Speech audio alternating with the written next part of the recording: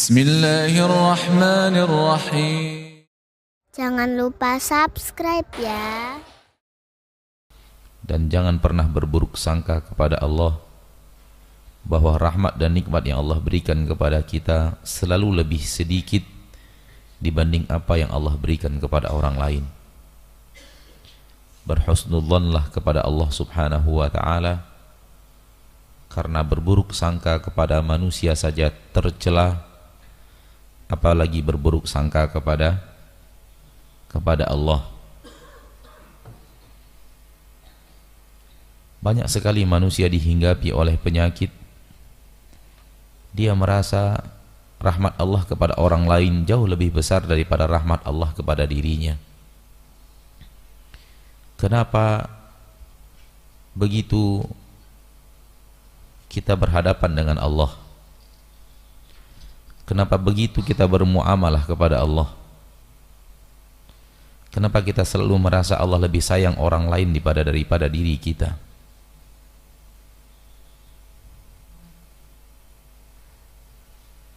Kenapa kita tidak mencoba untuk selalu merasakan Allah lebih sayang saya daripada orang lain?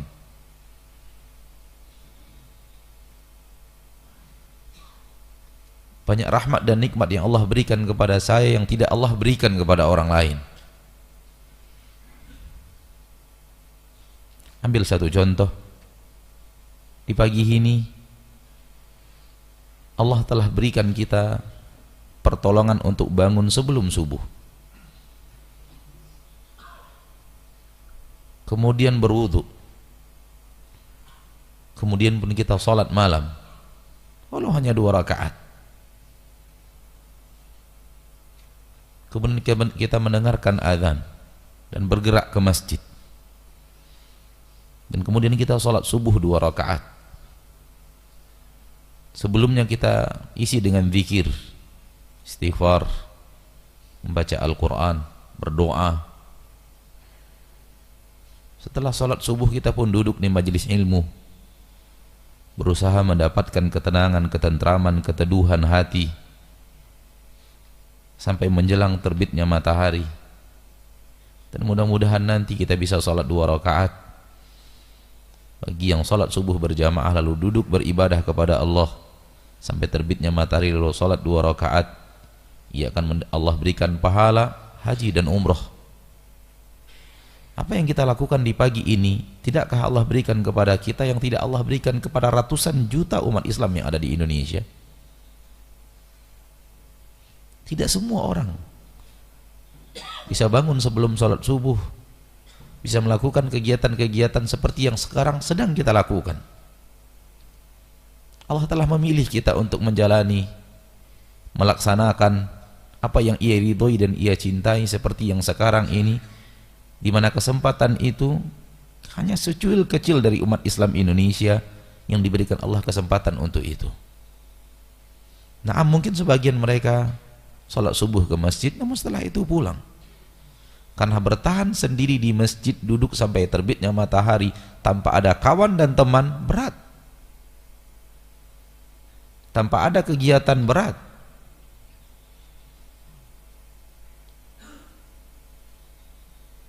Namun Allah mudahkan semua itu untuk kita di pagi hari yang berbahagia ini, di subuh yang berbahagia ini. Kenapa kita tidak melihatnya? Ya Allah, betapa besar nikmat yang Kau berikan kepada aku di pagi ini yang tidak Engkau berikan kepada jutaan manusia di Indonesia tercinta.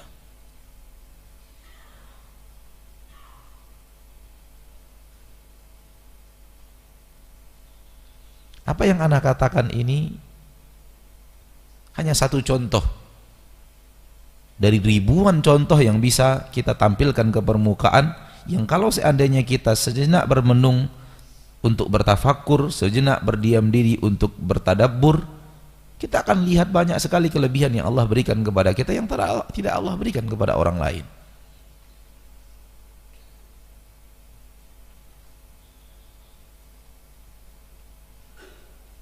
Marilah saudaraku, marilah saudariku muslimin dan muslimat, rahimani wa rahimakumullah, berhusnudzan kepada Allah. Berhusnudzan kepada Allah. Dan jangan bersuudzon kepada Allah. Allah itu maha pengasih, maha penyayang. Allah itu maha pengasih, maha penyayang. Hanya orang-orang yang tidak tahu siapa Allah, karena tidak belajar siapa Allah dan bagaimana sifat-sifatnya, yang cara bermuamalahnya kepada Allah buruk. Dan jangan sampai kita masuk ke dalam golongan manusia yang seperti itu. Salawat dan salam kepada Nabi kita tercinta, Rasul kita yang mulia, suri tauladan kita Nabi Muhammad sallallahu alaihi wasallam, sebaik-baik manusia yang pandai bermuamalah dengan Allah. Tak ada yang lebih pandai bermuamalah kepada Allah lebih dari dirinya sallallahu alaihi wasallam, sehingga Allah benar-benar sayang kepadanya.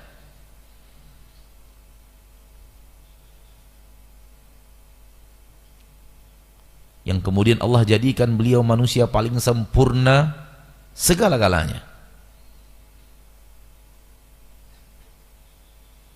sehingga manusia yang ingin mencari kesempurnaan, dia tidak perlu siapa-siapa selain Nabi Muhammad sallallahu alaihi wasallam untuk dia ikuti. Allah jadikan beliau orang paling sukses di permukaan bumi, segala-gala kesuksesan. Tak ada lagi manusia yang lebih sukses daripada beliau sallallahu alaihi wasallam, sehingga siapapun yang ingin mengejar kesuksesan terlalu naif kalau dia mencari sosok selain Nabi Muhammad sallallahu alaihi wasallam. Terlalu naif. Karena sosok yang dia idolakan dalam kesuksesan yang dia sangkakan belum tentu ada pada orang yang dia idolakan itu. Belum tentu. Seorang miliarder Indonesia dengan segala properti-properti di seluruh Indonesia, dengan sebuah perusahaan yang memiliki cabang hampir di seluruh provinsi Indonesia, pernah berkata kepada supirnya, hidup kamu lebih nyaman daripada hidup saya.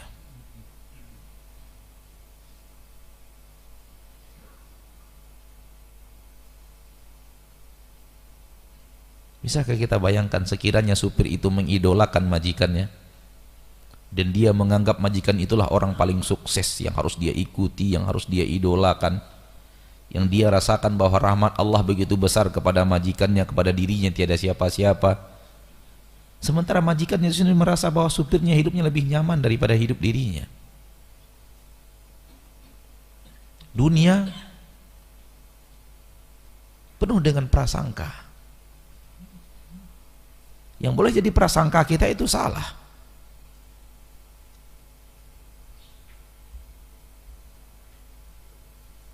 Siapapun yang ingin mencari kesuksesan, naif kalau dia mencari seseorang sosok melebihi Nabi Muhammad sallallahu alaihi wasallam. Karena yang diakui oleh Allah terbaik adalah Nabi Muhammad salawatu rabbi wa salamu alaihi. Itu yang diakui oleh Allah tabaraka wa ta'ala sebagai manusia terbaik segala-galanya. Oleh karena itu kita selalu mengajak kaum muslimin, kaum muslimat, orang-orang yang kita cintai, karena saudara kita. Kita dan dia sama-sama bersaksi asyhadu an la ilaha illallah wa asyhadu anna Muhammadan Rasulullah, namun berhasil syaitan dan bala tentaranya menarik mereka keluar daripada mengidolakan Nabi Muhammad sallallahu alaihi wasallam. Ketahuilah bahwa tak ada yang lebih daripada Nabi Muhammad sallallahu alaihi wasallam.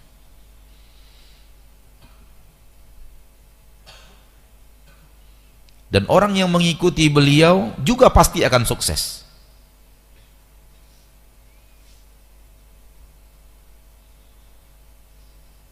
Pasti. Karena kesuksesan datang di akhir. Yang pasti itu datang di akhir. Adapun kesuksesan dunia, baina wa baina, ada yang dapat, ada yang tidak. Akan tetapi kesuksesan yang hakiki di akhir untuk Nabi Muhammad dan seluruh pengikut yang setia kepada beliau sallallahu alaihi wasallam. Maka setiakanlah diri kita menjadi pengikut Nabi Muhammad sallallahu alaihi wasallam. Baik, ma'asyiral muslimin, ma'asyiral muslimat, saudara-saudariku hadirin wal hadirat dan para pemirsa dimanapun antum berada, kita lanjutkan kebersamaan kita bersama kitab Tauhid karya Fadilatul Syekh Muhammad Ibni Abdul Wahhab, dan tinggal satu lagi dalil dari bab yang kita pelajari, yaitu bab yang pertama, Fadlul Tauhid.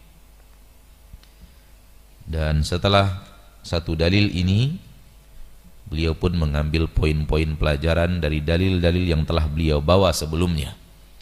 Poin-poin yang bisa diambil, penting yang bisa diambil dari pelajaran-pelajaran tentang keutamaan tauhid sebelumnya. Jadi kita tidak perpanjang karena sebenarnya bahasannya sudah pernah dibahas di pertemuan-pertemuan sebelumnya. Dan sekiranya waktu agak lapang, maka kita akan buka kesempatan untuk antum menulis pertanyaan. Mudah-mudahan bisa kita jawab. Dan seperti biasa di majelis Sabtu ini, kita tidak ingin menjawab pertanyaan selain yang berhubungan dengan materi kita, yang berhubungan dengan akidah, yang berhubungan dengan tauhid. Karena majelis yang lain, insyaallah para asatidzah banyak, tempat antum bertanya tentang fikih, tentang muamalah, tentang yang lainnya. Namun yang subuh ini kita khususkan untuk bahasan akidah dan tauhid. Hadis yang berikutnya dibawakan oleh pengarang kitab rahimahullahu taala, wa an Muadz ibni Jabal radhiyallahu anhu qala, dari sahabat Nabi yang mulia Muadz bin Jabal, semoga Allah ridha kepada beliau, beliau berkata, kuntu radifan nabiyyi sallallahu alaihi wasallam ala himar. Suatu hari diriku adalah orang yang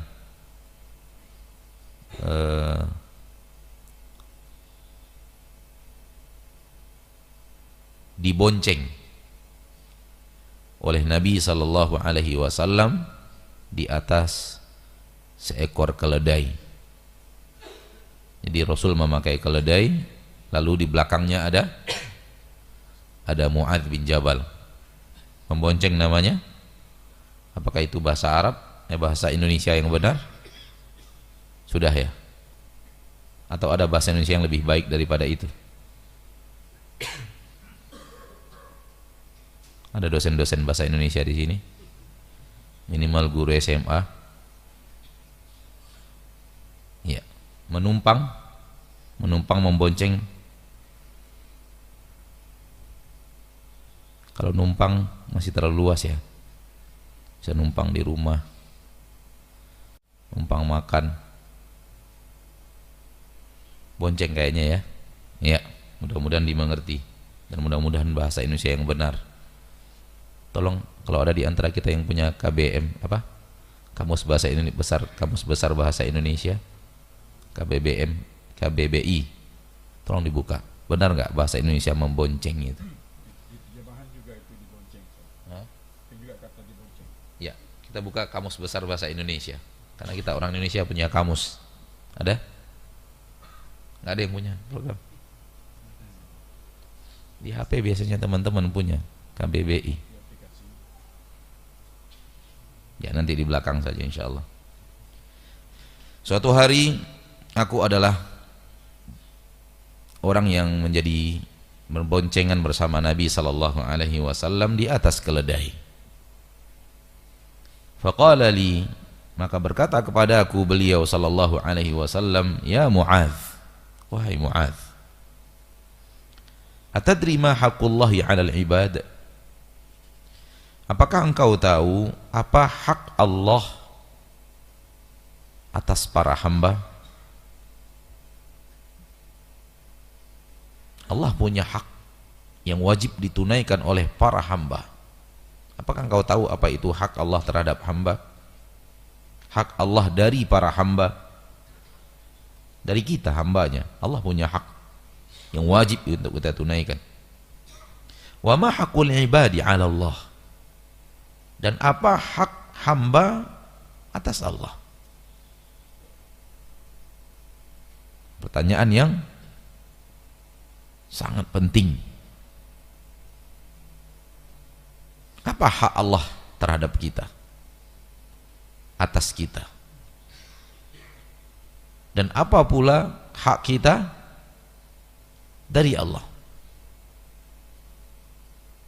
Kalau dibalik, apa kewajiban kita kepada Allah? Dan apa pula yang Allah akan lakukan kepada kita? Ini pertanyaan penting sekali. Sangat penting sekali, karena sehingga saking pentingnya diletakkan di awal bab ini, bab keutamaan tauhid. Qultu, aku berkata, kata Mu'adz bin Jabal, Allah wa rasuluhu a'lam. Allah dan Rasulnya lebih mengetahui. Qal, Rasulullah SAW bersabda, haqqullahi 'alal ibad. Hak Allah atas para hamba, an ya'buduhu wa la yusyriku bihi syai'a. Hak Allah terhadap hamba adalah hamba itu harus beribadah kepadanya saja. Itu dia tauhid. Hamba harus beribadah hanya kepadanya.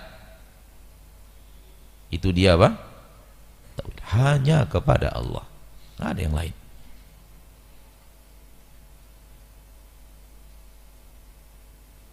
Cukup sampai di situ? Tidak. Wala yusyriku bihi syai'a. Harus ada yang tambahannya. Tidak boleh ada yang kurang, yaitu wala yusyriku bihi syai'a. Dan mereka tidak menyekutukan Allah dengan sesuatu apapun.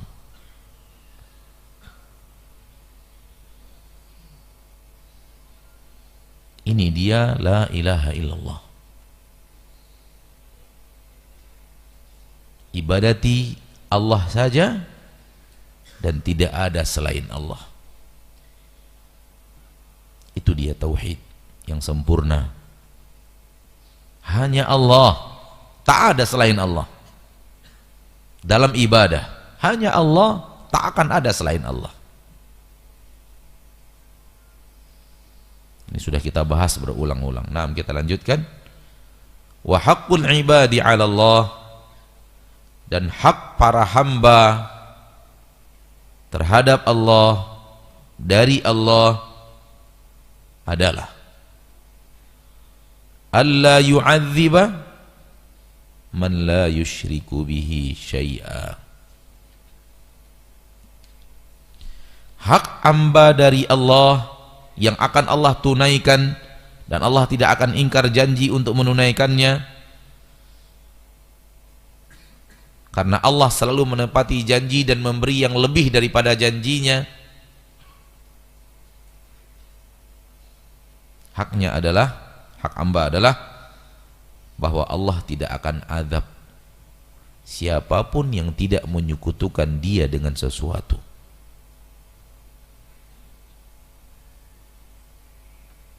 Allah tidak akan azab siapapun yang tidak menyekutukan Allah dengan sesuatu, yang tidak berbuat syirik.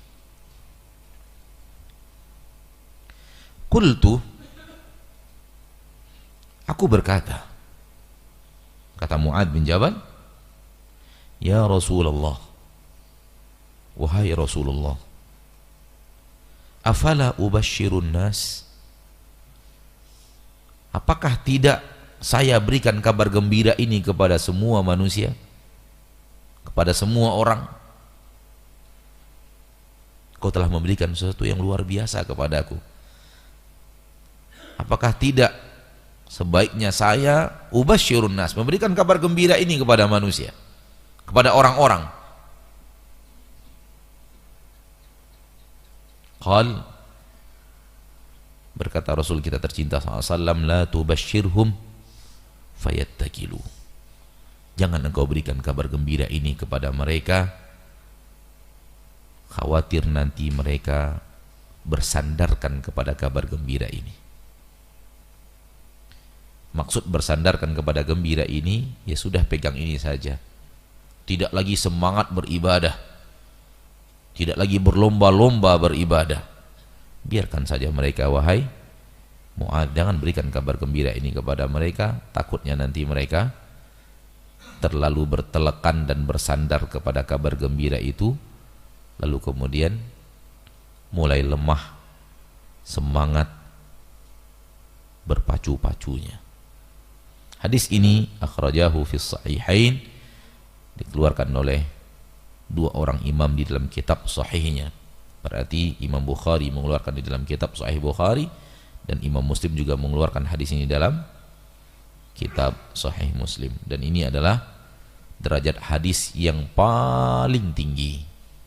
Derajat hadis yang paling tinggi, manakala Imam Bukhari melihatnya hadis yang sangat kuat lalu dimasukkan ke dalam salah satu hadis pilihan beliau di dalam kitab yang beliau karang, dan Imam Muslim pun melihat hadis ini sangat kuat sehingga dimasukkan ke dalam kitab hadis yang beliau karang. Hadis-hadis Nabi yang kuat-kuat yang mereka nukilkan di dalam kitab mereka. Apabila sudah Bukhari dan Muslim, ini derajat sahih yang paling tinggi.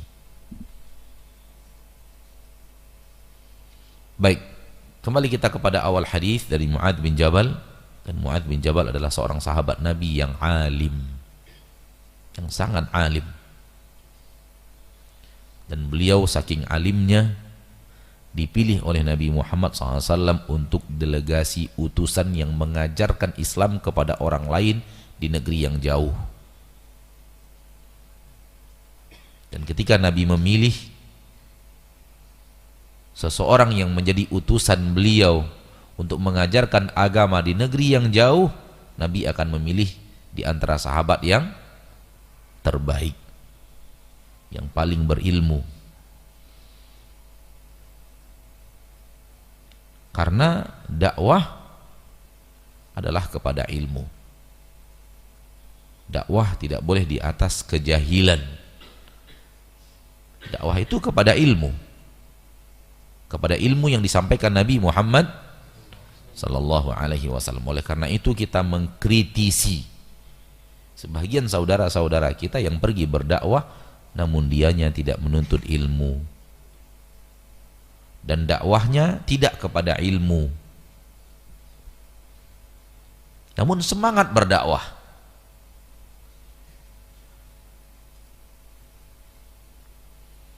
Apa salahnya Ustadz?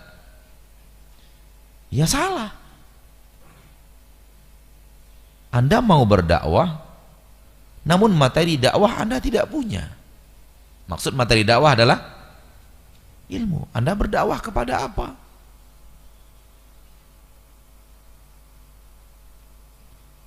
Ada orang yang rajin ngajak manusia membangun rumah, namun dia tidak tahu ilmu membangun rumah. Kira-kira rumah yang akan dia bangun bersama orang-orang yang dia ajak bagus apa enggak? Berbahaya apa tidak? Hah? Enggak, sudah pasti enggak bagus itu. Dan kemungkinan besar berbahaya. Karena dia tidak tahu ilmu rumus membangun rumah, lalu dia ngajak-ngajak orang bangun rumah. Ya akhi, kalau ini cuma masalah rumah, Anda takut diajak oleh orang yang tidak tahu ilmu tentang rumah? Tidakkah Anda takut diajak oleh orang yang tidak tahu ilmu agama? Apakah rusaknya rumah Anda dan bahayanya nyawa Anda dari rumah lebih penting bagi Anda daripada rusaknya agama Anda dibanding bahayanya agama Anda di akhirat?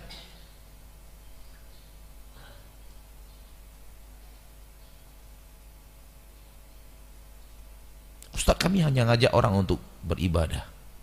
Ibadah butuh ilmu.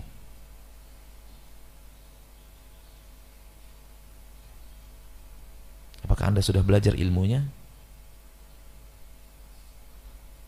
Nah, pergi berjalan keluar kota untuk berdakwah, pekerjaan yang sangat bagus andai dilakukan oleh para ahlinya. Sebagaimana Nabi Muhammad SAW memilih ahlinya untuk melakukan tugas itu tugas mulia. Pengganti Rasul. Pengganti Rasul. Rasul tidak bisa ke semua negeri, maka diutuslah ke sana adalah sahabat ini, ke sana adalah sahabat ini, pengganti diri beliau. Dan tentunya yang diutus itu orang yang banyak mengerti tentang apa yang beliau sampaikan. Ini dia Mu'adz bin Jabal. Mu'adz bin Jabal. Jabal artinya apa? Gunung. Subhanallah, ayahnya bernama Jabal, gunung, berarti besar. Dan saya teringat salah satu pesan abang saya, dan saya sampai sekarang menganggapnya abang. Walau sekarang antara saya dan dia agak terpisah jauh, tapi sampai sekarang hati kecil saya masih menganggapnya abang. Dia mengatakan yang diutus oleh Nabi itu Jabal, gunung. Yang diutus oleh Nabi siapa? Ibnu Jabal. Jabal artinya apa? Gunung, gunung ilmu yang berangkat untuk berdakwah. Pegang itu baik-baik. Walaupun itu nama ayahnya bukan nama dia, tapi kalimat itu sampai sekarang terngiang-ngiang di telinga saya. Yang diutus oleh Nabi itu gunung, Mu'adz bin Jabal. Artinya gunung ilmu yang diutus oleh Nabi. Dan ayahnya bernama gunung juga. Mu'adz namanya, nama ayahnya adalah gunung. Dan beliau adalah gunung juga, gunung ilmu. A'lamu ummati bil halali wal haram Mu'adz bin Jabal. Umatku yang paling pandai mengerti mana halal mana haram Mu'adz bin Jabal. Gunung apa lagi yang antum inginkan? Gunung ilmu sudah.